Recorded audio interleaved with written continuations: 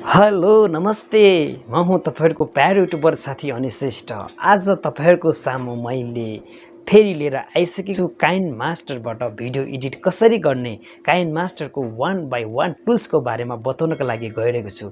Missing नगर्नु होला, किन भन्दाखेरि मैले काइनमास्टरको टुल्सको बारेमा बताउँदै जाँदै गरेमा भिडियो लामो हुन सक्छ, तर तपाईले आफूसँग भएको 15 देखि 20 मिनेट समयलाई तपाईले पक्कै पनि दिनुहुनेछ भन्ने आशाको साथ मैले यो भिडियोलाई काइनमास्टरको सब फिचर र टुल्सको बारेमा तपाईलाई मैले बताउनको लागि गइरहेको छु। डाउनलोड गर्नुभएको तपाईको मोबाइलमा भएको काइनमास्टर ओपन गरिसकेपछि यस्तो खालको इन्टरफेस ओपन हुन्छ। ओपन भइसकेपछि यहाँनिर तपाईको अरु सेटिङहरु धेरै कुरा सेटिङहरु छ। साथै यो सेटिङको बारेमा मैले पछि बताउने छु। तपाईले कुन चाहिँ भर्सनको कुन चाहिँ प्रो भर्सनको तपाईले काइनमास्टर डाउनलोड गर्नुभयो त्यो अनुसारको इन्टरफेस यसरी ओपन हुन्छ साथीहरु। अहिले यो चाहिँ नयाँ फिचर भएको नयाँ भर्सनको भएको कारणले गर्दाखेरि यो खालको इन्टरफेस खोलेको छ। तपाई कन्फ्युज नहुनुस् कि जुनै तपाईले भर्सनको डाउनलोड गर्नु भए पनि त्यसमा कुनै पनि फरक पर्दैन। तपाईले सिधै त्यसमा लाएर न्यू प्रोजेक्ट भन्ने हुन्छ भने यहाँ चाहिँ क्रिएट न्यू भनेर देखाएको छ। तपाईले अरु उसमा अरु भर्सनहरु चाहिँ न्यू प्रोजेक्ट भनेर देखाएको हुन्छ, त्यसमा गएर सुन्नु होला। जसै तपाईले यहाँ गएर तपाईले क्रिएट न्यूमा जानु होला। क्रिएट न्यूमा गइसकेपछि अब तपाईले यहाँनिर रेशियोहरु छान्नुपर्ने हुन्छ। तपाई युट्युबको लागि भिडियो बनाउँदै हुनुहुन्छ भने 16:9 को तपाईले छान्नुपर्ने हुन्छ भने, टिकटकको लागि भिडियो बनाउँदै हुनुहुन्छ भने 9:16 को छान्नु होला। तपाईले इन्स्टाग्रामहरुको लागि भिडियो बनाउँदै हुनुहुन्छ भने 1:1 को छान्नु होला। यहाँनिर धेरै फ्रेमहरु छ। तपाईले फ्रेम रेशियोहरु छ, फ्रेम रेशियो चाहिँ तपाईले चुज गर्नुपर्ने हुन्छ। अब तपाईलाई मैले अरु कुनै कुरा नगरिकन युट्युबको लागि हामी युट्युबको लागि भिडियो एडिट गर्दै छौं, त्यसैकारण हामीले 16:9 को हामीले फ्रेम चाहिँ चुज गरिसकेपछि तपाईले नेक्स्ट गर्दिनु होला। नेक्स्ट गरिसकेपछि तपाईलाई यो खालको इन्टरफेस खोल्छ। यो खालको इन्टरफेस खोलेपछि अहिले हामी काइनमास्टरको होम पेजमा आइसकेको छौं। होम पेजमा आइसकेपछि यहाँनिर अब तपाईले सर्वप्रथम अब कसरी स्टार्ट गर्ने त तपाईले भिडियो एडिट गर्नको लागि भनेपछि तपाईले सबभन्दा सुरुमा देखाइरहेको छ यहाँनिर तपाईले मिडिया फाइल भनेर हाइलाइटरमा देखाइरहेको छ। तपाईले मिडिया फाइललाई क्लिक गर्नु होला। मिडिया फाइलको काम के हो त भन्दाखेरि तपाईले जति पनि भिडियो एडिट गर्नुभन्दा काइनमास्टरमा भिडियो एडिट गर्नुभन्दा अगाडि चाहिँ तपाईलाई ब्याकग्राउन्डको आवश्यक पर्छ। तपाईले ब्याकग्राउन्ड कहाँबाट ल्याउने त भन्दाखेरि मिडियामा गइसकेपछि तपाईले यो खालको इन्टरफेस ओपन हुन्छ। यो खालको इन्टरफेस ओपन भइसकेपछि तपाईले अरु फिचरहरुमा चाहिँ ब्याकग्राउन्ड भनेर देखाएको हुन्छ मेरो साथीहरु। तपाई कन्फ्युज नहुनुस्। यहाँ चाहिँ मेरोमा इमेज भनेर देखाएको छ, त्यही भएर म इमेजमा क्लिक गरे। मैले इमेजमा क्लिक गरिसकेपछि तपाईले यहाँनिर धेरैवटा ब्याकग्राउन्डहरु भेराइटी ब्याकग्राउन्डहरु छ, त्यो ब्याकग्राउन्ड तपाईले चुज गर्नु होला। तपाईलाई कुन ब्याकग्राउन्ड मन पर्छ तपाईको आफ्नो चोइस हुन्छ, चुज गर्न सक्नुहुन्छ। अब मैले चाहिँ यहाँनिर मैले एउटा रेड ब्याकग्राउन्ड चाहिँ मैले चुज गर्ने साथीहरु। चुज गरिसकेपछि ब्याकग्राउन्ड चुज गर्ने बित्तिकै हाम्रो यो खालको इन्टरफेस खोल्छ। ब्याकग्राउन्ड हाम्रो आइसकेको छ। आइसकेपछि अब यो ब्याकग्राउन्डलाई तपाईले कति लामो बनाउने, कति छोटो बनाउने, तपाईको भिडियो कति लामो बनाउन लाग्नुपर्छ, 1 मिनेट, 2 मिनेट, 5 मिनेट, 10 मिनेट, तपाईले यहाँनिर 3 घण्टा, 4 घण्टा, 5 घण्टा, 10 घण्टासम्मको भिडियो पनि तपाईले बनाउन सक्नुहुन्छ काइनमास्टरमा। तपाईले कुनै पनि प्रब्लम छैन। अब तपाईलाई मैले ब्याकग्राउन्ड ल्याइसकेपछि यो ब्याकग्राउन्डलाई तपाईले स्टेज गर्नुभयो भने यसरी ब्याकग्राउन्ड बढ्दै जान्छ। अहिले मैले 19 सेकेन्डको त्यो टाइमलाइन चाहिँ देखाइरहेछ। अहिले 28 सेकेन्डको चाहिँ 28 सेकेन्डको के भछ भन्दाखेरि मैले यति बराबरको लामो भिडियो बनाउन लागिरहेको छु। मैले 28 सेकेन्डसम्म मैले ब्याकग्राउन्डलाई के गरेँ, मैले स्टेज गरेर तानिसकेँ। मैले यसलाई मैले बढाइसकेँ। बढाइसकेपछि अब ब्याकग्राउन्डमा तपाईले फेरि जुन तपाईले तानेको ब्याकग्राउन्डमा फेरि क्लिक गर्नु होला। क्लिक गरिसकेपछि तपाईलाई अप्सन आउँछ साथीहरु। तपाईलाई यसरी अप्सन आउँछ। अप्सन आइसकेपछि अब अघि हामीले मिडियाबाट हामीले ब्याकग्राउन्ड ल्याए भने अब मिडियापछि के को काम आउँछ भन्दा लेयरको काम आउँछ।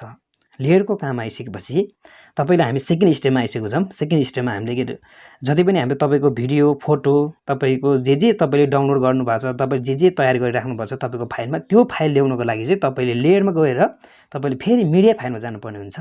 मिडिया फाइलमा तपाई जानु भइसकेपछि यहाँनिर तपाईले जति पनि कुराहरु तयार गरिराख्नु छ तपाईको आफ्नो मोबाइलमा भएको ग्यालरी फाइलहरु सब फाइलहरु ओपन हुन्छ। ओपन भइसकेपछि अब तपाईले आफ्नो जुन भिडियो एडिट गर्न लागेको कुन फाइल हो त त्यो फाइल चाहिँ तपाईले कहाँबाट ल्याउने त, तपाईले आफूले राखिराखेको फाइल कहाँनिर छ भन्ने कुरा त्यो तपाईलाई थाहा हुन्छ। मैले चाहिँ मेरो फाइलहरु सबै यहाँनिर छ। त्यो भएको कारणले गर्दा मैले यो फाइललाई के गरे, मैले ओपन गरे। ओपन गरिसकेपछि मैले कुनै पनि एउटा भिडियो चाहिँ मैले यसरी तयार गरिराखेको छु, त्यो भिडियो म ल्याउन चाहन्छु। यो भिडियोले यसरी क्लिक गर्नु भइसकेपछि यो भिडियो यसरी आयो साथीहरु। यसरी यो भिडियो आइसकेपछि हेर्नुस्, यो भिडियो आइसक्यो। अब यो भिडियोलाई यसरी प्ले हुन्छ। अब तपाईले यो भिडियोलाई यो फ्रेम बराबरको तपाईं स्टेजिङ गर्न मैले पहिला पनि भनिसके। तपाईले यो फ्रेममा गएर यसरी क्लिक गर्नुहुन्छ भने यस्तो गर्नुहुन्छ भने अटोमेटिकली यो के हुन्छ सेट हुन्छ। अब यो भिडियोलाई तपाईँले यो अटोमेटिक स्क्रिन पुरा फुल स्क्रिन सेट भयो।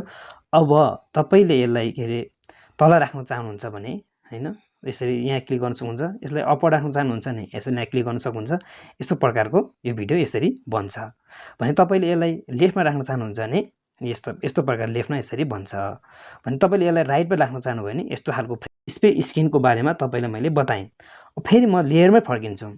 लेयरमा फर्किसकेपछि अब तपाईँले यो भिडियोलाई यस्तो छ, यो भिडियोलाई अब तपाईँले आफ्नो हातले नै स्केचिङ गरेर तपाईँले बनाउन चाहनुहुन्छ भने यसलाई अफ गर्नुभयो भने फेरि पहिलाको ठाउँमा आउँछ। पहिलाको ठाउँमा आइसकेपछि तपाईँको आफ्नै ह्यान्डले यसरी बिस्तारै तपाईँले यसलाई स्केच गरेर तपाईँले फ्रेम बराबरको यसरी तपाईँले यसरी मिलाउन सक्नुहुन्छ। यसरी मिलिसकेपछि अब तपाईँले यसलाई मिलिसकेपछि अब तपाईँलाई मैले यहीँको बारेमा लेयरको बारेमा नै भन्न चाहन्छु। अब हामी मिडियामा गइसकेपछि तपाईँले के गर्नुभयो, तपाईँले फाइल ल्याउनु भयो। फाइल ल्याउनुभएपछि तपाईँले सबै यसलाई फ्रेम बराबर मिलाइसकेको छ साथीहरू। अब तपाईँलाई यहीँनिर गइसकेपछि अब तपाईँलाई मैले यहाँनिर इफेक्टहरू एफएक्स भनेको इफेक्ट हो, इफेक्ट छ अनि तपाईँ स्टिकर छ यसमा अरूमा ओभरले भन्ने लेखेको हुन्छ। यसमा चाहिँ के अरे फिचर चेन्ज भएर स्टिकर भन्ने लेखेको छ भने टेस्ट पनि तपाईँले टेस्टहरू लेख्नु पऱ्यो भने टेस्टमा जाने भनेपछि अब तपाईँलाई मैले इफेक्ट के हो त, इफेक्ट चाहिँ कसरी राख्ने, किन हो यो किन के छ भन्ने कुरो लागि त्यो पनि म तपाईँलाई बताइदिइहाल्छु। म इफेक्टहरू यस्तो हुन्छ जस्तै तपाईँले भिडियोमा तपाईँको यो भिडियोलाई चाहिँ यो भिडियोको चाहिँ इफेक्ट यस्तोसम्म छ भने यो भिडियोलाई अब मैले यो इफेक्ट राख्थेँ भने मेरो यो भिडियोको के भयो त, मेरो इफेक्ट चेन्ज भयो। अब तपाईँले यो इफेक्ट चाहिँ कतिसम्म भिडियोसम्म चाहिँ राख्ने भन्ने कुरा हुन्छ। जस्तै तपाईँले सुरुको भिडियो चाहिँ तपाईँले यो इफेक्ट राख्न चाहनु भन्नुभयो भने मेरो भिडियो के भयो यस्तो खालको भयो। अब होइन म यो इफेक्ट राख्दिनँ भन्नु पनि पाउनुभयो। तपाईँले यो इफेक्ट चाहिँदैन भने यही इफेक्टमा क्लिक गर्ने, तपाईँले यसलाई के गर्ने त डिलिट गरिदिने। डिलिट गरिसकेपछि फेरि तपाईँ लेयरमा जानु होला। लेयरमा गएपछि अहिले हामीले इफेक्टको बारेमा एफएक्स भनेको इफेक्ट हो, इफेक्टको बारेमा तपाईँलाई मैले बुझाएँ। यसमा गएर ओभरले भन्ने लेखेको हुन्छ। तपाईँको अरू भर्सन छ भने मैले यो चाहिँ प्रो भर्सन भएको कारणले यसमा स्टिकर भन्ने लेखेको छ। यहाँनिर चाहिँ तपाईँले धेरै कुराहरू पाउनुहुन्छ साथीहरू। तपाईँले यहाँनिर धेरै कुराहरू चाहिँ लिन पाउनुहुन्छ। जस्तै तपाईँले के अरे यहाँनिर जति भएको छ तपाईँको मोबाइलमा अलरेडी भएको छैन भने तपाईँले यहाँ होम जस्तो घर जस्तोमा गएर तपाईँले क्लिक गर्नुहोस्। यहाँनिरबाट तपाईँले साउन्डदेखि लिएर तपाईँले जे धेरै कुराहरू यहाँनिर छ ओभरले म्युजिक तपाईँको धेरै कुराहरू चाहिँ तपाईँले यहाँबाट डाउनलोड गर्न सक्नुहुन्छ। मानौँ त मलाई यो फाइल चाहिएको थियो भने मैले यो फाइलमा यसरी क्लिक गरेँ भने यसरी डाउनलोड भनेर देखाएको हुन्छ। यसलाई डाउनलोड गरिदिनुहोस्। डाउनलोड गरिसके पछाडि तपाईँ अटोमेटिकली तपाईँको आफ्नो त्यो काइनमास्टरको होममा गएर अटोमेटिकली इन्स्टल भएर बसेको हुन्छ। अब तपाईँलाई मैले अहिले भर्खरै ल्याएको जुन यहाँ गयो हामी, यहाँ गइसकेपछि लेयरमा जाउँ। लेयरमा गइसकेपछि साथीहरू यो भिडियो लामो हुने भएको कारणले गर्दाखेरि मैले बाँकी भिडियो 5वटा भागमा विभाजन गरेर बनाएको छु। बाँकी भिडियो त्यो पार्टमा गएर पुनः सबै भिडियोहरू ट्युटोरियलहरू फुल हेर्नु होला। नेक्स्ट पार्टमा जानुभन्दा अगाडि तपाईँले यो भिडियोलाई लाइक, कमेन्ट, सब्सक्राइब र सेयर पनि गरेर मात्र नेक्स्ट भिडियोमा जानु होला। हस्त धन्यवाद।